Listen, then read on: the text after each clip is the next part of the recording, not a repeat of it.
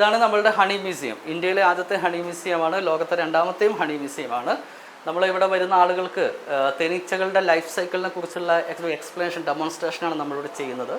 അതായത് ഈ കാണുന്നതാണ് തേനീച്ചകളുടെ ലൈഫ് സൈക്കിൾ എന്ന് പറയുന്നത്. തേനീച്ചകൾ വളരെ കുറച്ചു കാലം ജീവിക്കുള്ളൂ. ആകെ 120 ദിവസം തേനീച്ചയുടെ ലൈഫ് എന്ന് പറയുന്നത്. അതിൽ ഏറ്റവും കൂടുതൽ കാലം ജീവിക്കുന്ന ആൾ തേനീച്ചകളിൽ റാണി തേനീച്ചയാണ്. അതിന് ഒരുപാട് സ്പെഷ്യാലിറ്റി ഉണ്ട് റാണി തേനീച്ചയ്ക്ക്. തേനീച്ചകൾ ആ ഒരു കൂടിനകത്ത് ആൺതേനീച്ചകളുണ്ട്, അതുപോലെ പെൺതേനീച്ചകളുണ്ട്. ഈ ആൺതേനീച്ചകൾ അറിയപ്പെടുന്ന ലേസി ബീസ് ആയിട്ടാണ്, മടിയൻ ഈച്ചകൾ. അവരവിടെ കൂട്ടിൽ ജോലിയൊന്നും ചെയ്യില്ല. പക്ഷേ ആ തേനീച്ച കൂട്ടിലെ എൻ്റർ ജോബ് ചെയ്യുന്ന ആളുകൾ ഫീമെയിൽ ആയിരിക്കും. പക്ഷേ അവിടെ ജനറേഷൻ ബിൽഡ് ചെയ്യാൻ കഴിവുള്ള ആൾ റാണി തേനീച്ചയാണ്. ഈ റാണിയെ നമുക്ക് ഒരു കൂട്ടിൽ ഒന്നാണ് കാണാൻ പറ്റുക എന്ന് മാത്രമല്ല, റാണി നല്ല വലുപ്പവും നല്ല ഭംഗിയും 5 വർഷം വരെ ആയുസ്സുമുള്ള തേനീച്ചയാണ് റാണി. പക്ഷേ ബാക്കിയുള്ള മെയിലും ഫീമെയിലൊക്കെ 4 മാസം 120 ദിവസം കൊണ്ട് ചത്തുപോകും. എൻ്റെ പേര് സലീം എന്നാണ്. ഞാനിവിടെ ഹണി എക്സ്പേർട്ടാണ്. ഇത് ഞങ്ങളുടെ ഹണി പ്രോസസ്സിങ് പ്ലാന്റാണ്.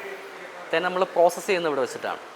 കാരണം നമുക്ക് തേൻ കിട്ടുമ്പോൾ തേനകത്ത് ഒരുപാട് ഇമ്പ്യൂരിറ്റീസ് ഒക്കെ ഉണ്ടാവും. തേനീച്ചകളുടെ മെഴുക്, അവരുടെ വാക്സ്, വേസ്റ്റ്, ലാർവകൾ എല്ലാം അടങ്ങിയ റോഹണിയാണ് നമുക്ക് കിട്ടുന്നത്. ഇതേപോലെ ഉണ്ടാവും. ഇതാണ് നമ്മൾ തേനീച്ച കൂട്ടുന്ന ഡയറക്റ്റ് കളക്ട് ചെയ്യുന്ന ഹണിയാണ്. ഈ തേൻ നമ്മൾ ഇന്ത്യയുടെ പല ഭാഗങ്ങളിൽ നിന്ന് കളക്ട് ചെയ്യുന്ന ഹണികളുമാണ്. അതായത് കാശ്മീർ മുതൽ എല്ലാ സംസ്ഥാനങ്ങളും ഉണ്ട്. ഈ സംസ്ഥാനങ്ങൾ മാറുമ്പോൾ കൃഷികളൊക്കെ മാറും. ഈ കൃഷികൾ മാറുമ്പോൾ തേനിൻ്റെ ഗുണവും മണോ രുചിയൊക്കെ മാറും. അങ്ങനെ 9 ടൈപ്പ് ഹണി നമുക്കിപ്പോൾ ഇവിടെ നിലവിൽ അവൈലബിളുമാണ്. 9 ഹണിയും 9 ടേസ്റ്റും 9 ഗുണങ്ങളും 9 കളറും ആയിരിക്കും. അപ്പോൾ നമ്മൾ ഈ ഹണി ഇവിടെ കൊണ്ടുവന്നു കഴിഞ്ഞാൽ ആദ്യമായിട്ട് നമ്മളൊരു ടാങ്കറിനകത്ത് അത് കീപ്പ് ചെയ്യണേ ചെയ്യാം കുറച്ച് ദിവസം. പിന്നെ നോക്കുന്ന സമയത്ത് തേനിനകത്തുള്ള വേസ്റ്റസ് കുറേ മേലേക്ക് വന്ന് പൊങ്ങിക്കിടക്കുന്നുണ്ടാവും. ആ ഒരു ബ്ലാക്ക് ഹലുവ പോലെ ഉണ്ടാവുക. അതിനെ നമ്മൾ ചെത്തിക്കളയും, തേൻ ചെത്തുക എന്ന് പറയും. ബാക്കിയുള്ള തേൻ നമ്മൾ ഈ ഒരു ചേമ്പറിലേക്ക് ഒഴിക്കും. ഈ ഒരു ചേമ്പർ ഒരു ഡബിൾ ബോയിലിംഗ് സിസ്റ്റമാണ്. തേന് നമുക്ക് ഡയറക്റ്റ് ഹീറ്റ് ചെയ്യാൻ പാടില്ലാത്തതുകൊണ്ട് തേന് നമ്മൾ ഡബിൾ ബോയിലിംഗ് ആണ് ചെയ്യുന്നത്. അതിൻ്റെ മാക്സിമം ഒരു 42 ഡിഗ്രി വരെയാണ് ഹീറ്റ് ചെയ്യുക. തേനിനകത്ത് നമ്മൾ കൂട് പിഴിയുന്ന റോഹണിക്കകത്ത് ഇത്രയും വേസ്റ്റസ് കാണാൻ കഴിയും. ഇതാണ് പണ്ട് കാലത്ത് ആളുകൾ തേൻ കഴിക്കുമ്പോൾ വയറിനൊക്കെ വലിയ ഇഷ്യൂസും പ്രശ്നങ്ങളൊക്കെ ഉണ്ടാകുന്നത്, അതായത് പ്രത്യേകിച്ച് കുട്ടികൾക്ക്. ഇതിനെ നമ്മൾ കുറേയൊക്കെ മാനുവലി എടുത്ത് കളഞ്ഞതിന് ശേഷം ബാക്കിയുള്ള തേനിനെ മൈക്രോ ഫിൽറ്റർ വെച്ച് ഫിൽറ്റർ ചെയ്യും. അതോടുകൂടി തേനിനകത്തുള്ള മൈക്രോ വേസ്റ്റസ് എല്ലാം ഒഴിവാകും. അത് കഴിഞ്ഞ് രണ്ടാമത്തെ ചേമ്പറിലേക്ക് വേസ്റ്റും വാക്സും ഒന്നും ഇല്ലാത്ത ഏറ്റവും പ്യുവർ ഹണി നമുക്ക് കളക്ട് ചെയ്യാൻ വേണ്ടി കഴിയും. ആ രണ്ടാമത്തെ ചേമ്പറിൻ്റെ ജലാംശം ചെക്ക് ചെയ്യും. അത് 20% താഴെയാണെങ്കിലാണ് നമ്മുടെ പ്രോസസ്സ് കംപ്ലീറ്റ് ആവുക. കാരണം അത് ഇന്ത്യൻ ഫുഡ് ആൻഡ് സേഫ്റ്റി റൂളാണെന്ന് മാത്രമല്ല, 20% മേലെ ജലാംശമുള്ള ഒരു തേനും 3 മാസത്തിൽ കൂടുതൽ വെക്കാൻ കഴിയില്ല, അത് കേടായിപ്പോകും. ഇനി 20ൻ്റെ താഴെയാണ് ജലാംശമെങ്കിൽ ആ തേനിന് എക്സ്പയറി ഉണ്ടാവില്ല. അത് നമുക്ക് 1000 വർഷവും കീപ്പ് ചെയ്യാം. ഈ റാണി ഇത്രയും കാലം ജീവിക്കാനുള്ള കാരണം ഈ റാണിക്ക് കൊടുക്കുന്ന ഭക്ഷണത്തിൻ്റെ പ്രത്യേകതയാണ്. റാണിക്ക് കൊടുക്കുന്ന ഭക്ഷണം റോയൽ ജെല്ലി എന്ന് പറയുന്നൊരു സൂപ്പർ ഫുഡാണ്. നോർമൽ ബീസ് എല്ലാം കഴിക്കുന്നത് ബീ ബ്രെഡ് എന്ന് പറയും, തേനും പൂമ്പൊടി മിക്സ് ചെയ്ത സാധാരണ ഭക്ഷണം. ആ സമയത്ത് റാണി കഴിക്കുക റോയൽ ജെല്ലിയാണ്. ഈ റോയൽ ജെല്ലി പ്രൊഡ്യൂസ് ചെയ്യുന്ന ആളുകൾ പെൺതേനീച്ചകളാണ്. ഈ ഫീമെയിലിൻ്റെ ബ്രെയിനിനകത്തുനിന്ന് വരുന്ന ഒരുതരം മിൽക്ക്, ബീസ് മിൽക്ക് എന്ന് പറയും, അതാണ് റോയൽ ജെല്ലി. ഈ തേനീച്ചക്കൂട്ടിൽ ജനിച്ചു വരുന്ന എല്ലാ ഫീമെയിലിൻ്റെ തൊണ്ടകളിലും ഇതുണ്ടാവും. ഇതവർ വായിലൂടെ റാണിക്ക് ഫീഡ് ചെയ്യുകയാണ് ചെയ്യുന്നത്. അതായത് ഒരിക്കലും തേനീച്ചക്കൂട്ടിൽ റാണിയായിട്ട് ആരും ജനിക്കുന്നില്ല എന്നുള്ളതാണ് വാസ്തവം.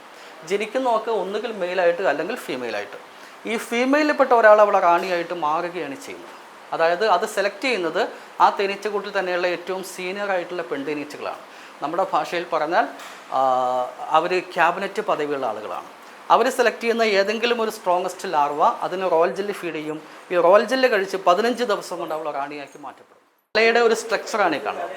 മൊത്തത്തിൽ 5 കണ്ണുകളുള്ള ജീവികളാണ്. അതിൽ 2 എണ്ണം വലുതാണ്. 2 സൈഡിലായിട്ട് 2 വലിയ കോമ്പൗണ്ടൈസ് ഒക്കെ ഉണ്ട്. പിന്നെ നെറ്റിയുടെ ഭാഗത്തായിട്ട് 3 ചെറിയ സിമ്പിൾ ലൈസും ഉണ്ട്.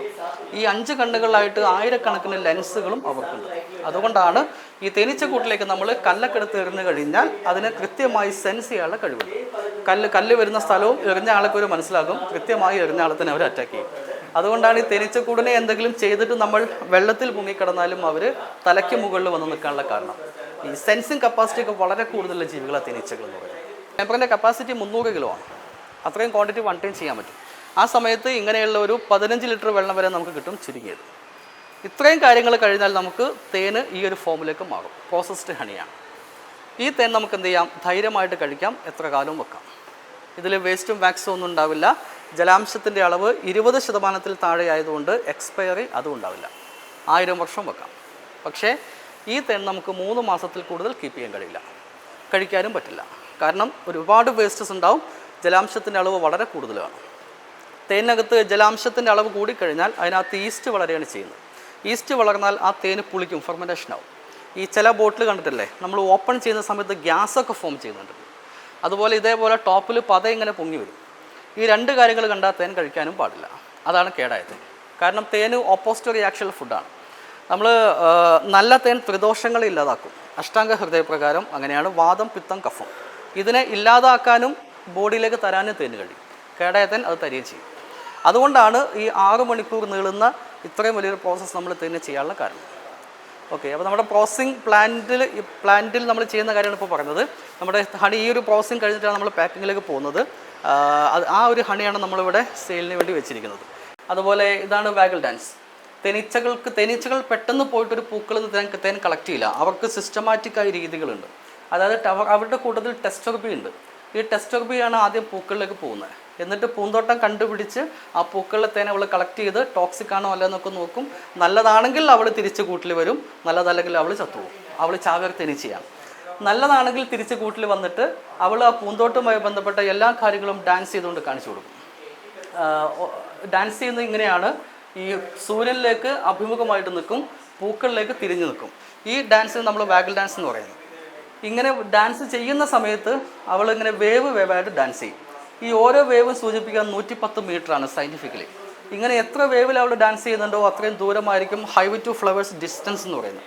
ഇങ്ങനെ എല്ലാ കാര്യങ്ങളും കമ്മ്യൂണിക്കേറ്റ് ചെയ്ത് കഴിഞ്ഞാൽ ടെസ്റ്റർ ബിയുടെ ജോലി കഴിയും. അവൾ പിന്നെ പൂക്കളിലേക്ക് പോകില്ല, അവൾ തിരിച്ച് കൂട്ടിലേക്ക് പോകും. പക്ഷേ ബാക്കിയുള്ള ഫീമെയിലിൽപ്പെട്ട ഒരു ഹണി കളക്ഷൻ ടീമുണ്ട് അവിടെ. അവരെല്ലാവരും കൃത്യമായി ആ പൂക്കളിൽ പോയി തേൻ കളക്ട് ചെയ്ത് തിരിച്ച് കൂട്ടിൽ വരുമെന്നുള്ള ഏകദേശം 5 കിലോമീറ്റർ വരെ അവരിങ്ങനെ ഈ നൃത്ത മാധ്യമത്തിലൂടെ തിരഞ്ഞെടുക്കാൻ വേണ്ടി പോകും. അവർ പോകുന്ന വഴിക്കും വരുന്ന വഴിക്കും വേറൊരുപാട് പൂക്കൾ അവർ കാണും. പക്ഷേ ഒന്നിലേക്ക് പോലും ഒരാൾ പോലും പോവില്ല. ഈ ടെസ്റ്റർ ബി കാണിച്ചു കൊടുത്ത പൂക്കളിലെ തേൻ മാത്രമേ കളക്ട് ചെയ്യൂ.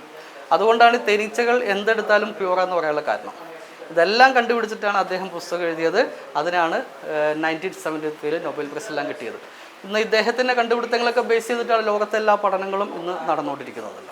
ഓക്കെ, അവൾ കണ്ടുപിടിക്കുന്ന പൂന്തോട്ടം വലുതാണോ ചെറുതാണോ എന്ന് അറിയിക്കുന്ന ഡാൻസാണ്. വലുതാണെങ്കിലും ചെറുതാണെങ്കിലും അവൾ റൗണ്ടിൽ ഡാൻസ് ചെയ്തിട്ട് തിരിച്ച് ആൻറ്റി ക്ലോക്ക് വൈസിൽ ഡാൻസ് ചെയ്യും. പൂന്തോട്ടം വലുതാണെങ്കിൽ ബാക്ക് സൈഡ് നന്നായിട്ട് വൈബ്രേറ്റ് ചെയ്യിക്കും, ചെറുതാണെങ്കിൽ മെല്ലെ വൈബ്രേറ്റ് ചെയ്യിക്കും. ഈ വൈബ്രേഷനാണ് അങ്ങോട്ടേക്ക് പോവേണ്ട ആളുകളുടെ എണ്ണം തിട്ടപ്പെടുത്തുന്നത്. ഇങ്ങനെയുള്ള കമ്മ്യൂണിക്കേഷനുകളാണ് തേനീച്ചകളുടെ എന്ന് പറയുന്നത്.